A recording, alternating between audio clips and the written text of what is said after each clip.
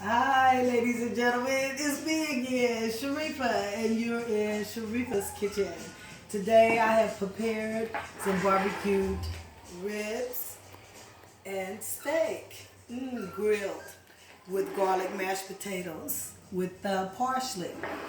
Now we need something green on the tray here, on the plate for our presentation. So I'm going to saute some fresh spinach and make a little sauce with it so give it good flavor. Okay, so come along with me. We wash our hands, of course. Everything has to be nice and clean. These are just ribs that I had prepared earlier. These are some of the ribs, the honey glazed ribs, and to grill some steak here. This is a last minute thing here, but yeah. So we're gonna come on over here. We're gonna put a little olive oil into our skillet here, pan, and then we're going to take some fresh organic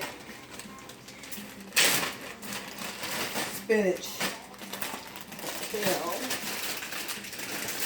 Okay. This is some organic. You can get the green organic power mix here. We're just going to put it into the pan here. You're going to lightly saute it. Put it in the pan here. Going to cook down. You're going to add some fresh garlic. Open it.